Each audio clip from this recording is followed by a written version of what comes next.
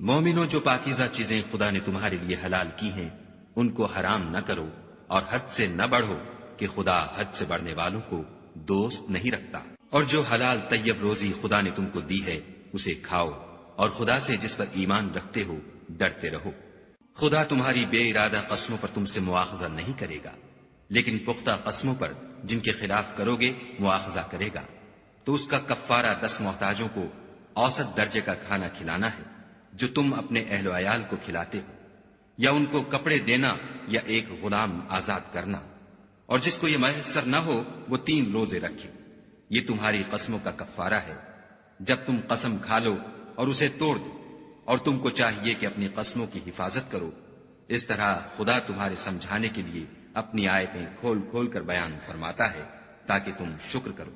اے ایمان والو، شراب اور جوا اور بت اور پانسے، یہ سب ناپاک کام اعمال شیطان سے ہیں، سو ان سے بچتے رہنا تاکہ نجات پاؤ۔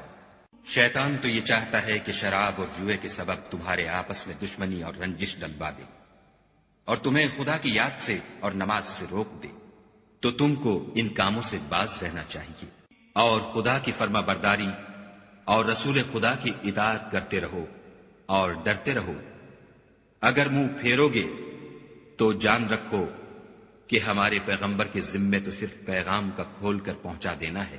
جو لوگ ایمان لائے اور نیک عمل کرتے رہے ان پر ان چیزوں کا کچھ گناہ نہیں جو وہ کھا چکے، جبکہ انہوں نے پرہیز کیا اور ایمان لائے، اور نیک کام کیے، پھر پرہیز کیا اور ایمان لائے، پھر پرہیز کیا اور نیکوکاری کی، اور خدا نیکوکاروں کو دوست رکھتا ہے۔ مومنوں، کسی قدر شکار سے جن کو تم ہاتھوں اور نیزوں سے پکڑ سکو خدا تمہاری آزمائش کرے گا، یعنی حالت احرام میں شکار کی ممانعت سے، تاکہ معلوم کرے کہ اس سے غائبانہ کون ڈرتا ہے۔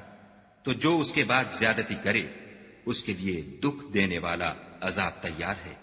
مومنوں، جب تم احرام کی حالت میں ہو تو شکار نہ مارنا، اور جو تم میں سے جان بوجھ کر اسے مارے تو یا تو اس کا بدلہ دے، اور وہ یہ ہے کہ اسی طرح کا چار پایا جسے تم میں سے 2 معتبر شخص مقرر کر دیں قربانی کرے، اور یہ قربانی کعبے پہنچائی جائے، یا کفارہ دے، اور وہ مسکینوں کو کھانا کھلانا ہے، یا اس کے برابر روزے رکھے تاکہ اپنے کام کی سزا کا مزہ چکھے۔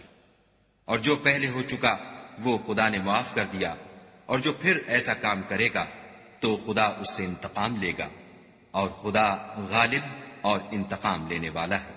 تمہارے لیے دریا کی چیزوں کا شکار اور ان کا کھانا حلال کر دیا گیا ہے، یعنی تمہارے اور مسافروں کے فائدے کے لیے، اور جنگل کی چیزوں کا شکار جب تک تم احرام کی حالت میں ہو تم پر حرام ہے، اور خدا سے جس کے پاس تم سب جمع کیے جاؤ گے ڈرتے رہو۔